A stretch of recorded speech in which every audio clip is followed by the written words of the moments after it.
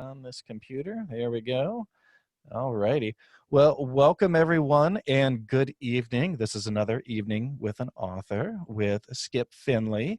I am Jay Lavelle, of course. You've seen me probably many times now, maybe more than you wanted to, but you're stuck with me. I'm here. And in the background, acting as Oz is our library. What do we call Abby? Our library overlord, maybe. Abby Stroop, who's the one that makes this all possible. And Abby, could you tell me a little bit about this series, because it's not the summertime when we normally do this? It's not the summertime, and actually tonight is part of the Big Read Lakeshore, which is a program that we do in partnership with Hope College, and is actually funded in part by the National Endowment for the Arts. That is wonderful, wonderful. And, you know, I connected with Abby a couple of years back, and her and the Herrick District Library were all about doing some author interview shows, and it has just been a really fun time, some of my favorite things to do. So I really appreciate the support from Herrick District Library. We do have a couple other supporters, Go Indie Now, which is a network of indie artists all run by Joe Compton, where he's producing shows that help indie artists get where they want to be and give them more information about the business, because it could be confusing. And then author Rebecca Jonesy, who is also another sponsor of most of the shows that I'm involved with, a really wonderful lady, and has been a big help in getting everything going. So thank you to all the sponsors, and thank you to Spilling Ink for letting me broadcast on our channel. So Skip Finley, it's so good to have you here with us tonight. Can you tell us a little bit about yourself before we get going? I don't know, how interesting that would be. You were going to sing a song, right? Yeah, we're not doing that. I used to be a professional radio station executive for a number of years. That's how I started my career in broadcasting.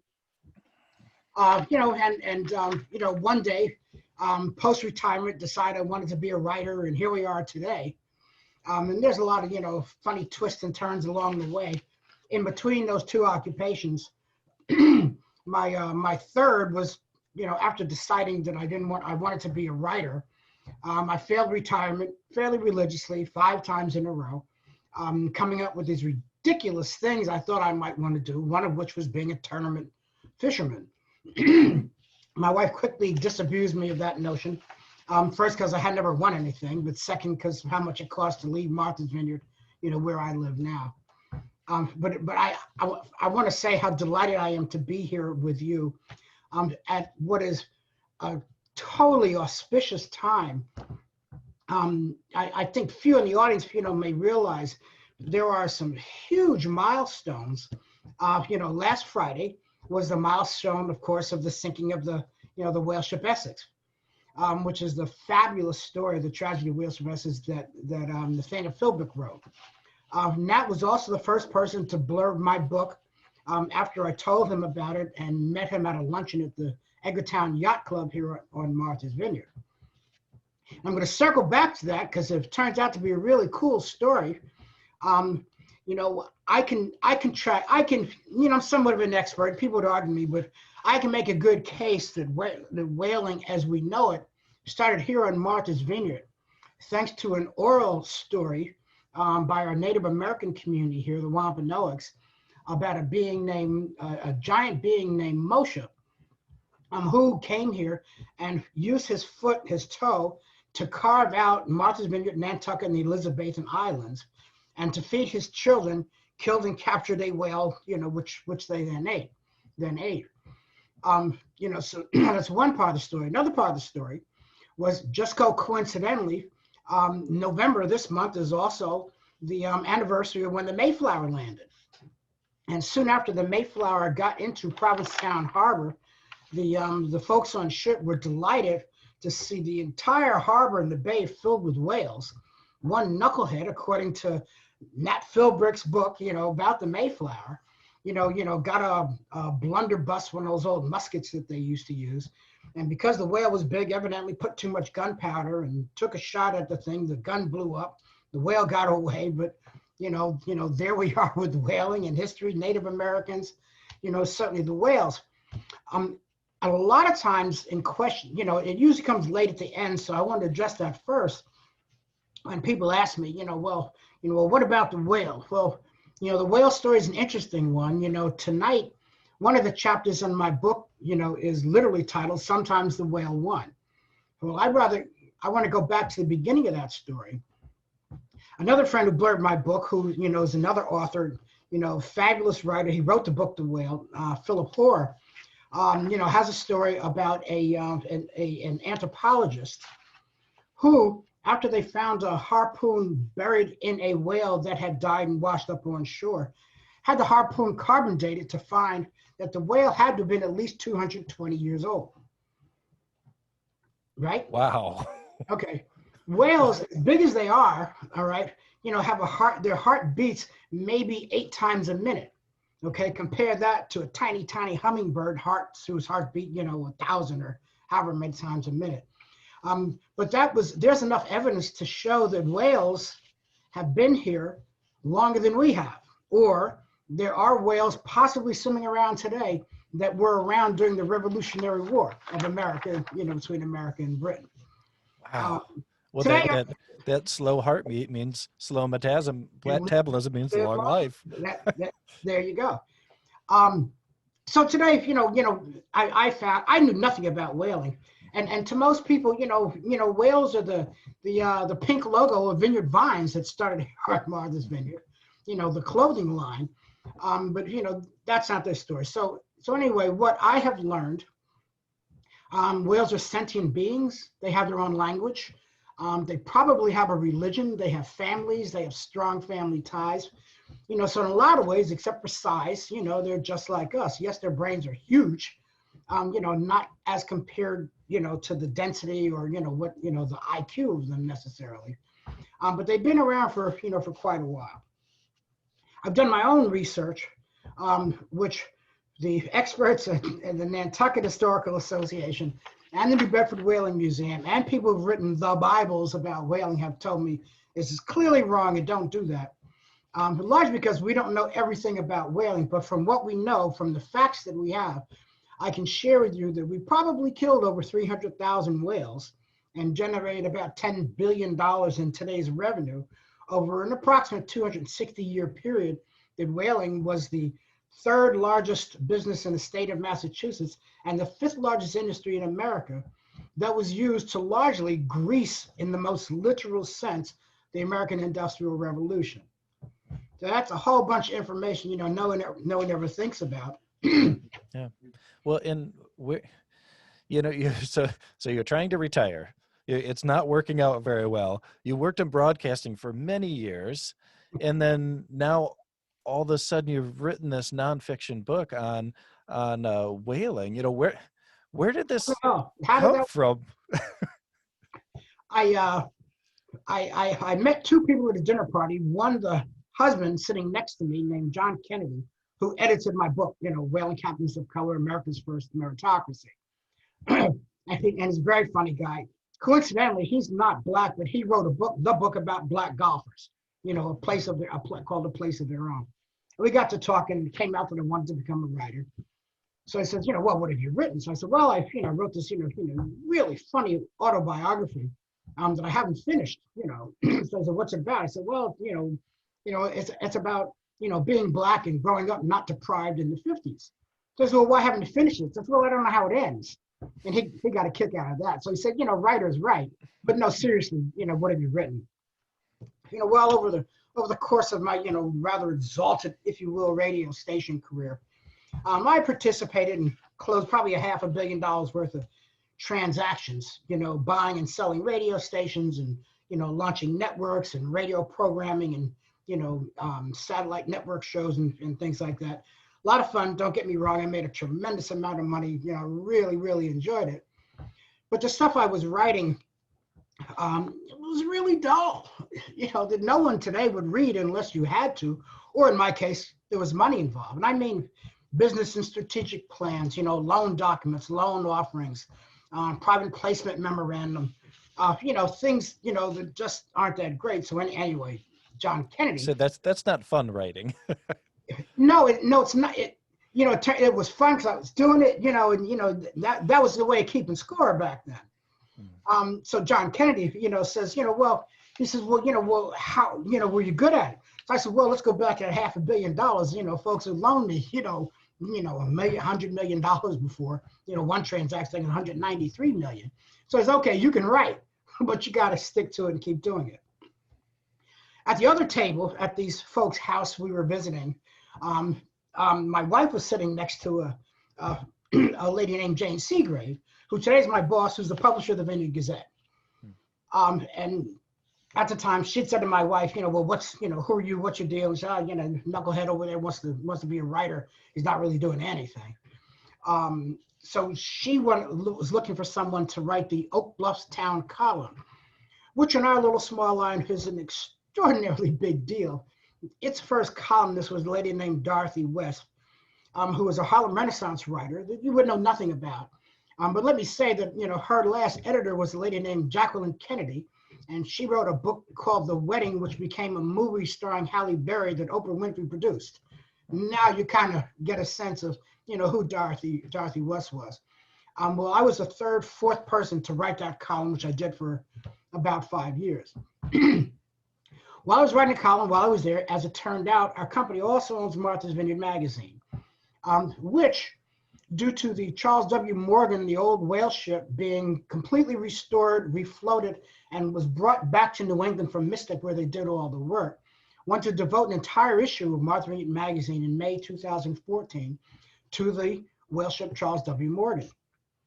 As luck would have it, in devoting that whole magazine issue to it, Paul Schneider, the editor, said, you know, Skip, how'd you like to write an article about the black whaling captain for the issue, you know, William A. Martin?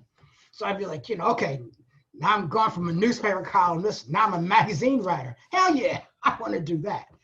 So I did, and it didn't take long at all for my curiosity to get the better of me, and I asked myself, how in the hell does a black guy in 1880 get to be captain of a whale ship? Sometime later, you know, I found out that not only was he not the first one, but he wasn't the only one. And one thing led to another. Depending on how you want to look at it, I suffer from ADHD and OCD. So before I knew it, I had about 4 of those shelves where there were books on whaling.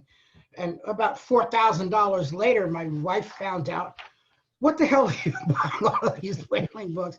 I said, I'm trying to find out more about this. So and that one thing led to, I got completely carried away. And, you know, now here's this book. Well, I like that. That seems like a logical progression to me, because I also You're a writer. Yes.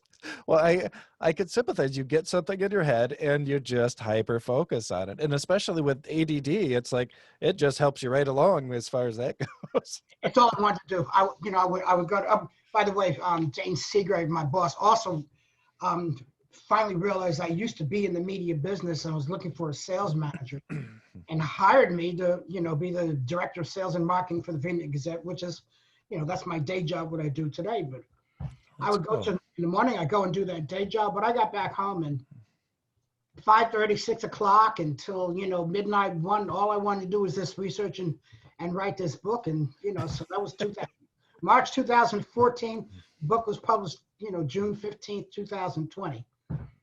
So it worked out. We're teasing around the book here for everyone, so I want to start digging into it a little bit. But before we get into the captains and the whaling itself, I'd like it if you could give us an idea of what this time period in America was like, especially for people of color. Okay. So I know that's not a nice you know, question. You know how the story starts. You know, it was the best of times. This was not it No. for Black people. You know, technically, whaling goes back, if you want to credit the Native American community, you know, here in Massachusetts, you know, Martha's Vineyard, you're talking the early mid-1600s. If you were to credit whaling, you know, as a community-centered avocation, you know, meaning when the whale died offshore, they rolled up onshore, and they called those drift whales, and the communities would, you know, make rules as to who gets what piece of this animal to do, you know, what with. But I think the whaling that we're talking about now, when we think of the book that none of you read, everybody talks about Moby Dick, you know, that occurred in around 1840, 1850. Whaling, that kind of whaling, pretty much started in the, the mid 1700s, and or in and around while the Revolutionary War was occurring. Okay, the heyday of whaling probably is that period between 1820, all right, and about 1860. Well, while all that was going on, if you happen to be Black and you were one of the 389,000 people brought here, to the conterminous United States as we know them from Africa, you were bred just like you were an orange or an apple until 1863 when your people were freed. But there weren't 388,000 people freed. It was 3.9 million people who were freed. That wasn't a great time to be Black.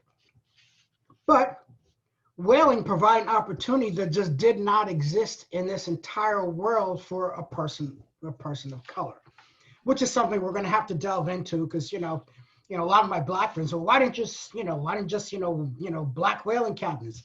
I said, well, it took me about a month and a half before I realized that didn't make sense. That just didn't work. We like to use the expression now, for example, African American. Well, dude, till 1863, we weren't Americans. Frankly, you could make a case until the Civil Rights Act of 1864. Black people weren't Americans, in America. So that appellation, that didn't work. Black as a, as a color, certainly would be useful, but what about the Native American community that participated so heavily in whaling, that literally died so Black people could take their place as whalers and harpooners? And then after the end of the Civil War, when Black people didn't do something as completely disgusting, as awful as whaling has turned out to be, the Cape Verdeans, who, yes, are Africans and from Africa, or as they like to say, we're the Africans who came to America on purpose. But they don't necessarily look like Black people, all of them, all of us. They have light eyes, they have fair skin, they have fair and often, straight hair. And yes, the country of Cabo de Verde is what they call it, is an African country. A lot of people say it may be, if I'm pronouncing that correct, the most polyglot nation of all nations in the world, because so many different races and nationalities, are there. End of the day, it's still Africa. They are still Africans, but you really can't call them Black. Black American didn't work. American didn't work. African American didn't work. And then in performing the research, I do have a pretty good research background. That's something I take pride in. I'm, fairly adept at. It didn't take me long to figure out that one of the more helpful things in my ability to find these guys was a thing called the crew list. At the New Bedford Public Library, there's a version of it at the New Bedford Public Library itself that are on index cards with the person's name and what ship they're on and what year, and what they looked like, how they were characterized. In the New Bedford Whaling Museum, they have the collection of the Seamen's Protection Certificates or papers, which functioned back in Revolutionary War, War of 1812, like a passport for a man on aboard ship. So that way, if you had that seaman's certificate, the British wouldn't just take you away, and impress you to go to work for them, either working on our ships or working back in England or fighting in our armies or our navies. Well, peculiarly, because that seaman certificate, we have used very extensively, would be illegal today.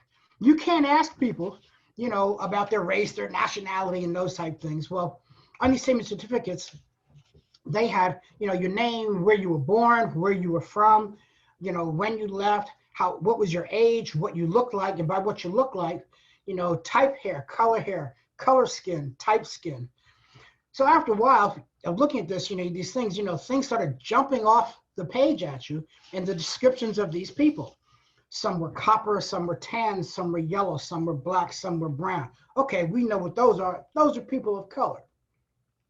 You also, though, you had people, who were, dark skin or light skin. Now dark skin is kind of problematic.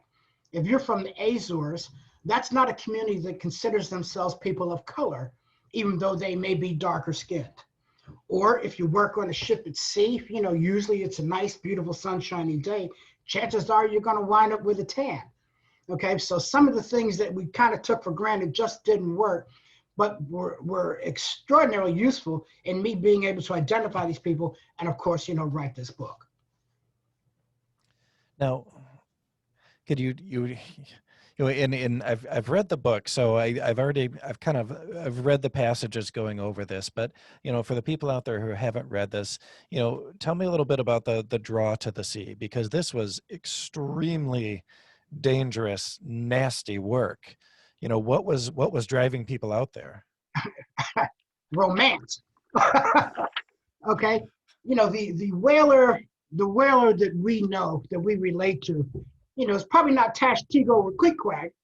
Okay, it's the blonde-haired, blue-eyed guy from Edgartown here in Martha's Vineyard or Nantucket, who, things went along, met a young lady, decided we're going to get married. I don't want to work on the farm if we had one. I don't want to cut trees.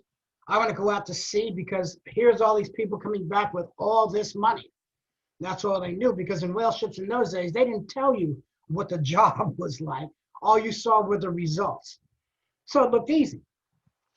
So we have a place here in Martha's Vineyard, in front of the Harbor View Hotel, and there's a lighthouse there, and there's a I don't know what you call it, a path, a jetty, a sandy, kind of walkway out to where this is, out to this light where this lighthouse is. So that young man, that young lady, the night before he's going to get on the whale ship, they're holding hands and they're kissing and oohing and eyeing, looking up into the moonlight. That's the romance. The next day, he's going to be gone for a minute. He gets on this whale ship. He comes back rich as creases. We buy the big house with the black shutters, and, we're rich and we're set for life. That probably lasted till that whale ship coming out of Edgartown, got to that first buoy. And then he realized everything I've eaten for the last week is coming back up. Which is why they call these people green hands, because your first week or three spent on a whale ship, you spent, regurgitating, So that's the romantic part. And incredibly enough, it went downhill. Let me get to the punchline, because I do have another chapter, how bad was it? Okay. My favorite chapter. Well, for 3.5 or 4 years, which is the average cruise on a whale ship, you're allotted a space about the size of the back seat of your SUV. 3.5 or 4 years. You eat there, you party there, you play there, you write, you read the one letter you may get, in 3.5 years, if you get that letter at all. With a bunch of, rather stinky, uneducated, people who are people who had no other option, which is why they're on these ships. So the worst story, one, was about the man I read about, who didn't mind being fully covered by roaches at night because they ate the bed bugs. Okay, so you imagine the squalor, your living conditions. And that wasn't the worst. The worst is when I realized that they washed their clothes in urine. They cleaned the deck in urine. I mean, the questions abound. My first question was, well, where'd they get it? Well, duh, there's a barrel. We share this barrel, and we keep that. How dirty were your damn clothes? How dirty was this boat? Well, and why couldn't you use seawater? I don't know. Seawater won't cut grease, and it will rot your clothes. Okay, it's what's the word I'm thinking about? The content of the urine. Yeah, the uric acid or whatever is in there. Grease. Yeah. Well, but so, and look, it took me a couple of years to get to that point, to find those stories, because along the way I'm like, these guys had to have been crazy. This is insane. Now the obvious, being eaten by a whale, that didn't happen, quite as much as you would think. In fact, there were 7 ships. I actually have the name of the 6 that include the Essex, that were sunk by whales.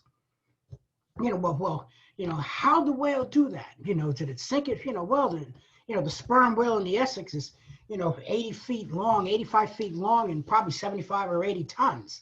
The biggest whales in those days, were 90 feet and 100 tons.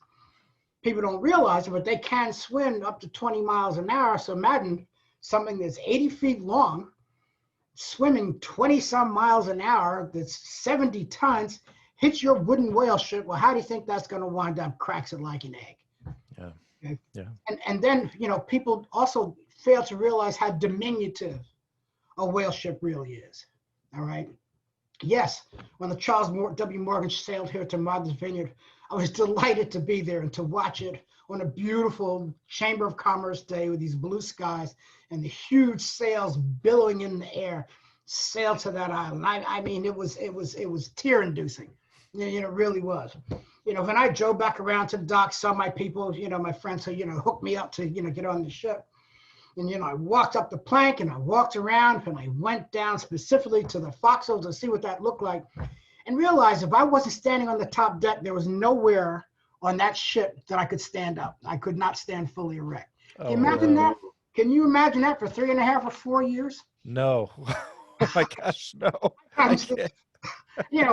And this is a brand spanking new, you could still smell the sawdust. This hadn't had, a dead whale a month for 18 years aboard it, for example. Butchered and cut up alongside it. So anyway, whaling was horrible. The food was bad, the pay was bad. But if you were a person of color, you had no other opportunity. Okay? You were judged, had the man side by the character, not the color of your skin, but the character. It was pretty easy, which is the answer. Everyone asked that, how does a black guy get to be, captain of a whale ship? Well, yeah, and the subtitle of your book is America's First Meritocracy, and so before you go into that, I wanted to ask you, could you explain what a meritocracy is? Yeah. Oh, wow. It's a terrible thing to say, but consider my sense of humor. Nowadays we have a meritocracy. It's called the NBA. Okay, and those guys who are, well more than 6 and some just passing 7 feet tall, they don't sit on the bench, for however many minutes, 60 minutes or whatever. They're out there running up and down, passing the ball, dunking the ball, making points, keeping score. It's a little bit different in whaling. In whaling, once you were that blonde-haired, blue-eyed guy gonna make my fortune, and live this romance, all you wanted to do was get off that damn boat. Period. All right. The desertion rates for whaling, probably in the aggregate was 30 or 40%. People wanted to get off that boat. This, please read. If you want to be totally depressed and frightened, read this book and see how bad, whaling really was, despite all of that moolah. All of that money was great. Well, there were some exciting stories in there, though, too. So it's not all depressing, guys. I mean, No. There's some cool stuff. Most people will finish. The book. I'll tell you what. I'm a pretty good storyteller. I'm a great researcher. I'm a pretty good storyteller. I'm an okay writer. And if you put those things together, chances are good you'll finish the book. If you ask yourself one question, the first question people ask is, how the hell they get to be a captain? Yeah. Well, that 16, 17-year-old kid who went on that one trip, okay, he went back and told his friends too, you don't want to do this. This is not for you, okay? So year after year after year, the Black Native American man from Cabo de Verde, West Indian, South Sea Islander, Kanaka from, Hawaii, they had nowhere else to go. Dad didn't own a store I can work for. My future father-in-law doesn't own a farm I can work at. So if these persons of color, these men of color, kept coming back year after year, year after year. Well, for a business whose fundamental business plan did not change for over 200 years, okay, by the time you're on your 3rd or 4th voyage, you got it down. you know what to do. You know how to handle all of this. And then one day when you're out there and you're 1,200 miles out there to sea, something happens to the captain. Probably not a whale eating him, because that only happened 47 times I've been able to find out. But he could have fallen off of a mast. He could have drowned. A multitude of things could have happened. The medical situation was terrible. A captain is given a box. In the box, they have, 25 or 30. I've got a list of them in the book.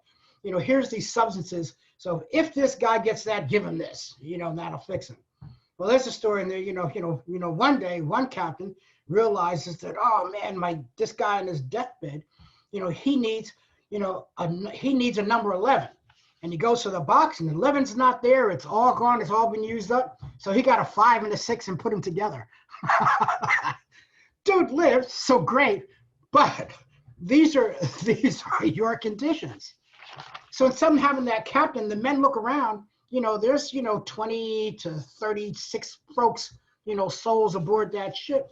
All they want to know is who's going to get us home.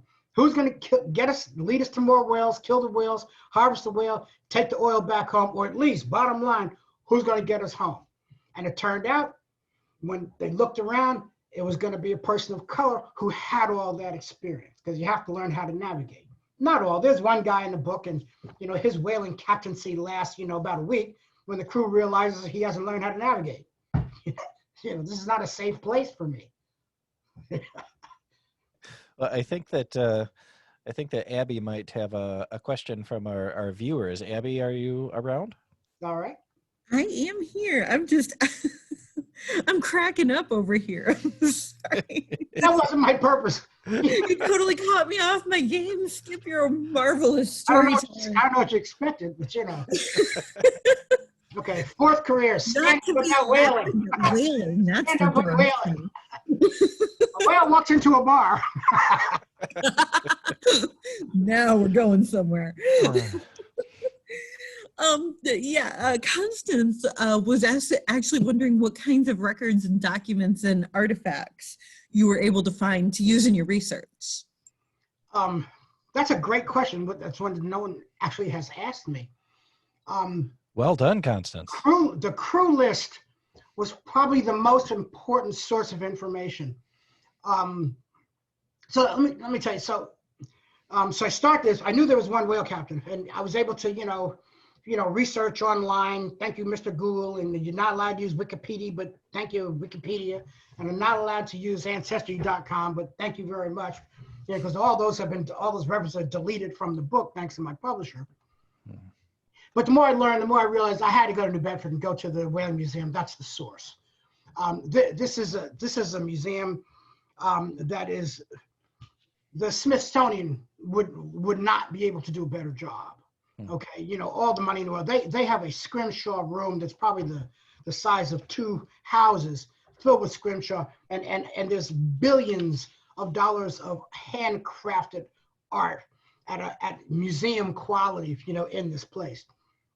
Well, needless to say, they've got a fabulous, library. So I'm in this library, and I'm doing as best I can. I used to work in the library when I was in high school, so I knew what a card catalog was. So I had some names. I go to the card catalog, look up that person's name. Every time I read one of these books, I take notes, on all of it. I go to the index and I take all these names out, and I kept my little list when I went over there to New Bedford. And one day, Mark Prochnick, the librarian at the New Bedford Whaling Museum Library, says, I've seen you a couple times, dude, what are you doing? As well, I'm writing a book about, black whaling captains at the time. I said, oh yeah, there's several of those. Says, how many, there's at least 12 of those. Dude, I got about 40. I'm working on some more. And he's like, 40, really? So I told him about my process. So he says, I think I can help you. Lord. So he turned me onto the crew list. Well, at the time, the crew list originally was prepared by the people in the Workers' Progress Administration back in the real depression, when folks didn't have work, and they would create these jobs, tasks for people to do. One of them was take all the seaman certificates, record their information on index cards. That's at the New Bedford Public Library. By the way, there's 133 index drawers. Each one has about 150 of these, cards. And yes, I read every single one of them, took notes and copied as many as I could. Back over at New Bedford, as luck would have it, Judith Lund's book, American Offshore Whaling, which she has, you know, they're two very thick volumes of these. I own them too. You know, they had all been kind of sort of digitized, meaning they put all the names of the people and all the information on these spreadsheets. You know, so Mark says, you know, we have these, and I'm like, you know, oh my God, okay, back to that $200 billion.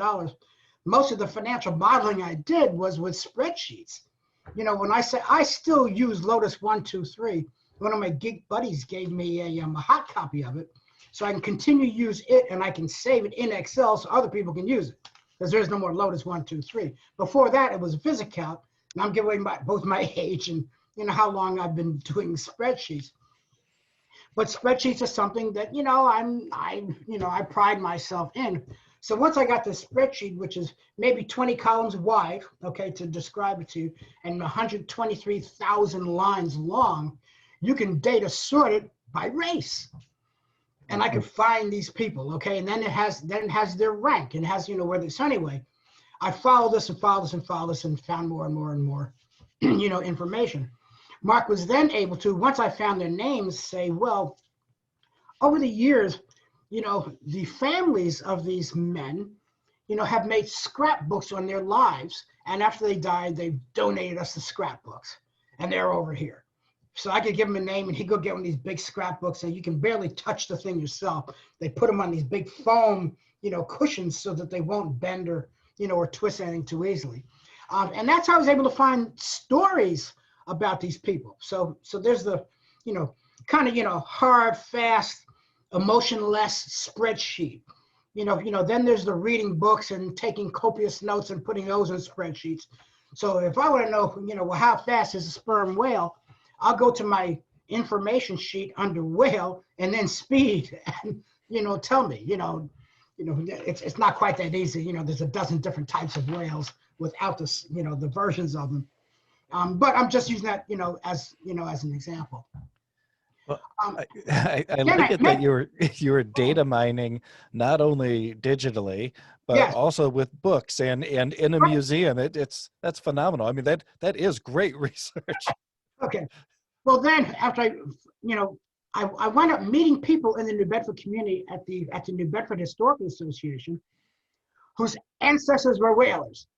Okay, when I say ancestors, I'll tell you, you know, a fabulous story. But so I met a bunch of people. So I talked about, you know, to these people, you know, Cape Verdean, Native American, Black, you know, I found a little bit about those people. Then they would tell me what they knew about their ancestors. A couple of them would take me around New Bedford and take me to visit the graves of where some of these men were buried. I mean, it's just, you know, absolutely mind-boggling, you know, the information. So I met so many. Well, there's not that many, because remember, we're talking 1800s, but I met several descendants of whaling captains. One, Diane, what's your last name? Let me not use people's names. I met this lady who was probably, her father was a whaling captain. Okay, his first trip was in 1907, 1910, I forget. He had a couple of, you know, really good stories. But her father was a whaling captain. It turns out this man was probably the oldest living whale captain in the world. And she is his daughter. So she is the oldest living descendant of a whaling captain in all of America. You know, remember those, well, you don't know. I didn't mention that. There's about 175,000 people ever went whaling. Okay, and of course 90% of them only went once, so, you know, really breaks down how many did it year after year after year. So it was sometimes quite emotional, you know, to meet these people. I mean, particularly since most of them knew very little about the whaling industry, you know, or their folks. You know, I've had folks call me and say, you know, yeah, I think that my great-great-grandfather says, well, you know, well, what was his name? And I'll go over and grab that book and pull the dude's name out and tell them, well, he was on this ship and that ship and that ship and that ship, and their minds are blown, you know.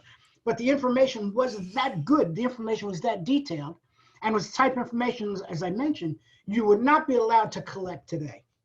That's a long answer to that question. I just can't help myself. No, and it's cool to see the process because that was one of my questions for a little bit later is, how you go about researching something like this when the data is so old. So I think that was a long answer, but I think it was absolutely perfect. And I have another kind of this might be a long answer for you as well. I have a feeling, so two things. I'd love to know what a day in the life, a typical day in the life of a whaler was like out at sea. But I'd also like to hear a little bit about, because this is one thing that when I was sitting on my back porch this summer reading this book, and I actually had put the book down. I was like, oh damn, this is not good. And it's when you were talking about the captains and sailors having to be very careful where they made port, because of the slavery laws in America.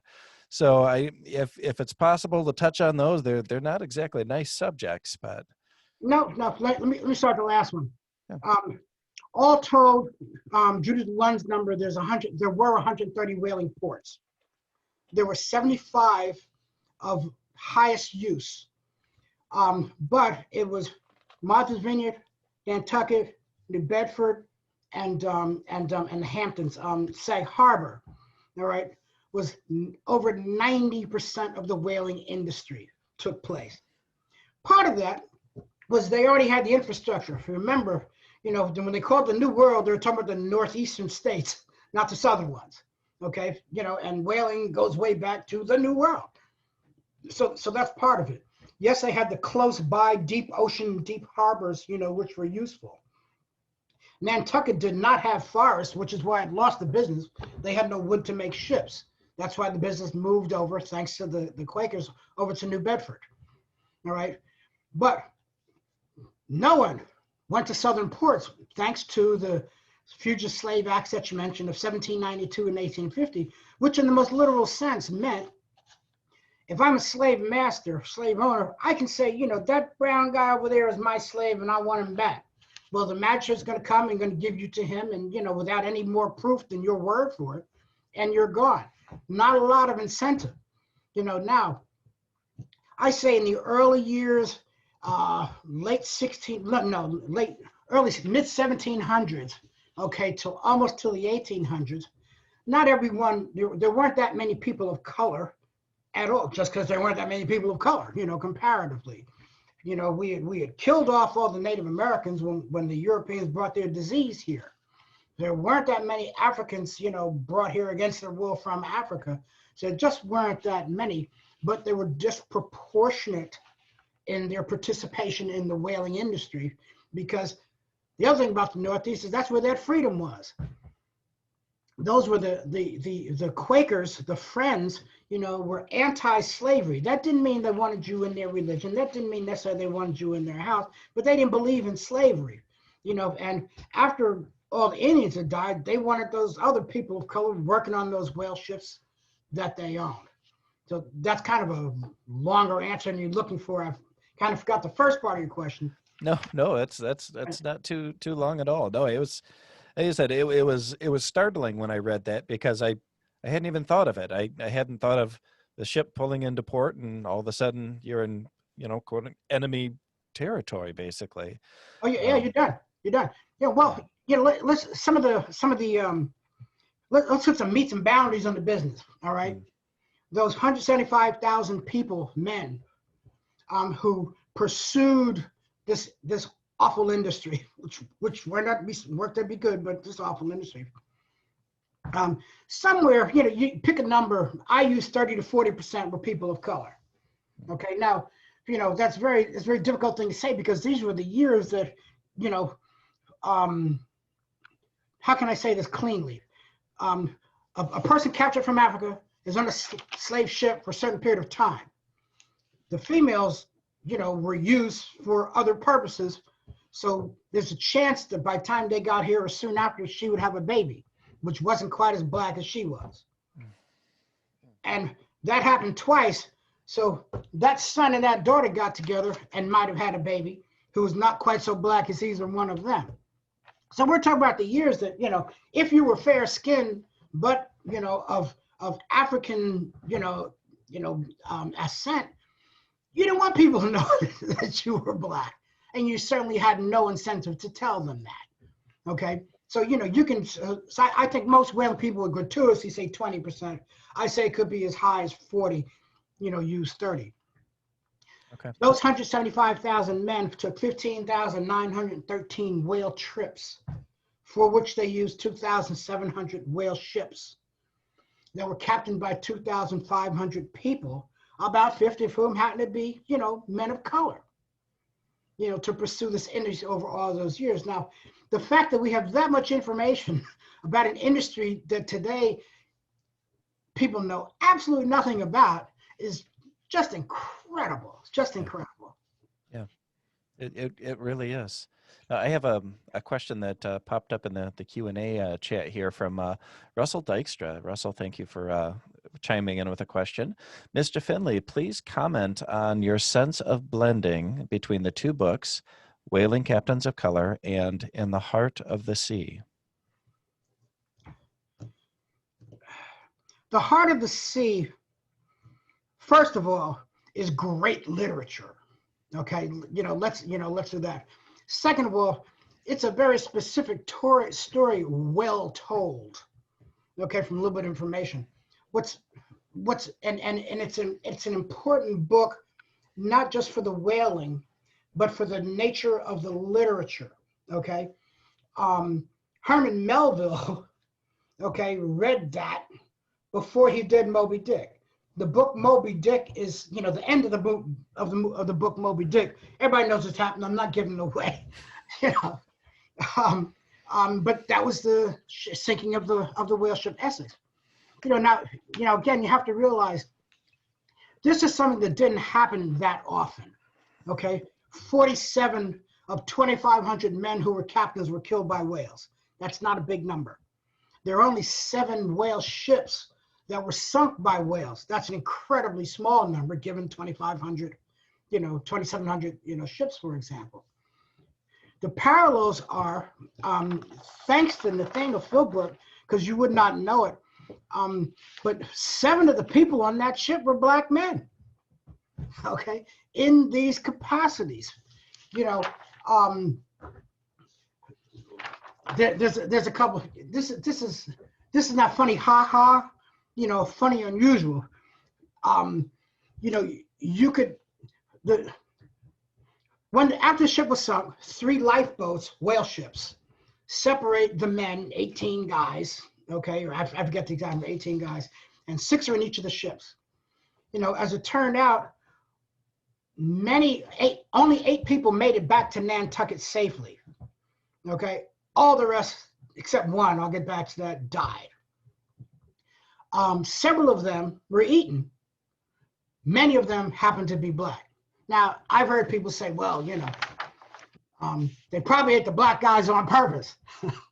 Look, I can understand that, but I certainly get endemic racism, okay? But no, only one of the sailors was killed to be eaten, and he wanted to die, the young man. If you read the book, and I'm sorry to give away the ending, hopefully you could see one of the 2 movies. The better one was, the one based on Nat's book. So people have said that. I've gone back and studied and looked at. Here's a couple of things. The act of whaling is someone says, "Thar blows," which they probably never said. Just, by the way, almost every writer has said they've never said that before. There's no reason to say there she blows, she, he, thar blows is probably, more than likely. It's your first time on a whale trip and you're excited and your adrenaline's racing and your heart is pumping. The captain says, man the boats, and you run over there and you get in that boat and they lower you down and you row that 30-foot boat, probably 2 or 3 miles, to a creature that's 95 feet long, and 75 tons, and you stab it with a harpoon until you kill it. How's that for a great day on the water? Okay. Well, after you've killed it, you got to tie it up and tow it back. So in the dead of night, theoretically, you're 7 or 8 miles away from the mothership. You got to tow this tons of dead meat across the water. Well, you're talking about a group of humans who probably had negative body fat. Now, one of the things that you need if you're starving is body fat. So chances are these black guys and black people, I'm probably the exception. I don't have any muscles at all, but are known for their physical prowess. These are muscular, hard work and everything. That's probably why many of them died first. By the way, no, the black person was not eaten first, and the last person eaten, was not black either. So it was like, what do you call it? The lifeboat strategy. Okay, dude, you died your food. Dude, your food. I really shouldn't make light of that, but probably never going to happen to me. Well, I would hope not. I would really hope not. Either way, I don't want to be eaten. I don't want to eat anybody. Well, wasn't that was kind of that was a thing for a few hundred years? Wasn't that like the Pact of the Sea or the Law of the Sea? Something if they call it the what was it, the custom of the sea. There you go. Yeah, and if anyone wants to look that up, do so at your own risk. It's very disturbing. Yeah, it is. I like to talk about it, obviously. But like I said, 8 folks out of 30 made it home. At 20, I think 21 people aboard. It's a small ship. Yeah. But that's how they would not have gotten home otherwise. So you get that. Okay, now let me go back. That's 7 of those black guys. 2 of them just died and pushed them overboard. They're buried at sea. The other ones were 7 and 6. 4 of them were eaten. One guy deserted. His name was Henry DeWitt. And on the whole boat, that was the smartest guy. As soon as the Essex took that turn, day one, they got into a storm. The captain this was his first captaincy. He wasn't too sure how to handle the storm. He wanted to go back to Nantucket. That would have been the move, but he didn't do it. The first mate talked him out of doing that. Okay. Those 7 black guys, they weren't just picked up off the streets of Nantucket or Boston, where I think 4 or 5 of them came from. They'd been on whale ships before. They knew the deal. They knew how to do this, or the captain and crew wouldn't have chosen them. Management doesn't choose people, fundamentally can't do the job. The Henry DeWitt had enough experience to say, I don't trust this captain. He doesn't know what he's doing. The first mate has lost his mind. I'm getting off the ship as quickly as I can. And at an island called Atticanes, he got off the island. We don't know what the hell happened to him. So you hear there's a book or a movie in there someplace I'm working on. This guy, Henry DeWitt, is going to start out as a slave who becomes a whaling captain and has to change his name a couple of times. But yeah, it seems like it'd be a good historical fiction right there. I would definitely dig into that. But we've got a little bit less than 10 minutes here, and I've got so many great questions that I could be asking you. And everybody, I'm sorry, I can't ask a million more questions. You're going to have to read this book. I'll keep my answers quick, shorter. I'm sorry. No, I love it. I love it. I'll tell you what, I'd rather have more information than less. So I'm going to ask you one more question. What was your favorite story? And I'm sure you've been asked this before. What was your favorite story that you've come across in this research? I have several. My favorite one is probably just awful though, because it was just so out of left field.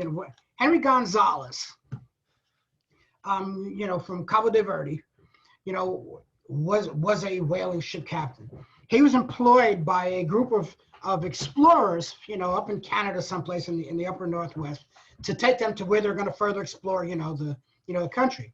Well, he did that, but then he stole the ship and left them there to die. Oh my God. I know they're supposed to be, skip, but what about the heroic story? And the guy says, but that's what happened. I got a kick out of that. And he does some very cool things along the way. The dude's a colossal schmuck, but I like that. I like the story about Valentine Rosa, who with his wife aboard ship, sinks the ship. They get wrecked on an atoll or someplace. There's so many stories. Joseph Belaine, man who's Native American man from here in Martha's Vineyard, was a whaler for 70 some years. For most of that time, he was on the water, not even on land. And when he was buried here on Martha's Vineyard, a dove came and lit on and sat on his coffin, during the funeral. I mean, Come on. Wow. Wow. Well, I tell you, one that I liked was the guy that could throw the harpoons like 40 feet. Claude To take Oliveira. down- I was like, you got to be kidding me. I mean, Right. He has the record for throwing a harpoon. I forget exactly, 46 feet or something. And that's the furthest away you have to be to kill a whale. So in other words, you've got to be substantially closer than that. yeah. Well, and these guys are like starving and living in the worst conditions possible, but they're still capable of these incredible physical acts. It's Hey, listen. I remember the question. I remember the question you asked, when I answered, very, very quickly. What was the day of life of a whale? oh ship? yeah, that's right. I forgot. Is the most boring experience in your life. Okay, they're not whales walking up, knocking on your door, kill me, kill me, kill me. Okay, you're driving the boat. Look, how many sunrises and sunsets before it's just not cold anymore. How many sunfish do you have to see, or flying fish, to spark your imagination? There's absolutely nothing to do in this boat. No TV, no books, no radio, no mail, no nothing. By the way, no sex. I'll keep it clean, but no sex. I mean no sex. I mean no jail sex. Because whaling occurred during the Victorian era. That was out. None of that. People forget. I'm sorry. No, I think that is a perfect note to end this interview. There was no jail sex on the whaling boats, just so you know. Well, Skip, you have been amazing. I've really enjoyed this conversation. Thank you so much for coming on. I'm sorry. I have a website. Any guys? Oh, yeah. Go ahead. I go, it's skipfinley.com. If you have a question, we didn't get to it, send it to me. I'll respond. Yeah, definitely. And Whaling Captains of Color, America's First Meritocracy, a wonderful read. And I don't even read a whole lot of nonfiction, but I really enjoyed it. So I think you guys will enjoy it too. Well, Abby, do you want to hop on here and give us any final words? I'm still pulling together my dignity over here. The I'm last kind of rites? and this is not good. See, there's a reason I'm on mute, guys. There's a reason. Skip, I wanted to say thank you so much. I'm glad. This is just, the thing that blows my mind is that this is an entire chapter of American history that you've uncovered in your retirement. This is mind-blowing. And I'm so grateful. I don't think anybody could tell the story the way you do. Don't sell yourself short to Nat Philbrick, Mr. Finley. This is an amazing book, and we are so grateful to you for coming along with us for this journey. That's very nice of you to say that. I do appreciate it. And I've enjoyed this. This is a wonderful opportunity. I've never heard of anyone doing this before. So if there's an opportunity to go to the Herrick District website and write him a check, please do. And me too. You can send me checks. I mean, we could all use checks. I'm kidding, guys. No, this was a great show. Skip, you are extremely entertaining. I'm really happy that we got to do this. And Herrick District Library, Abby Stroop, thank you so much for making this possible. And to everybody out there that's watching or listening, thanks for tuning in. And I don't know what the next show will be, but I'm sure it'll be something cool. Take care, everyone. Jason, thank Bye. you. Bye. Thank you.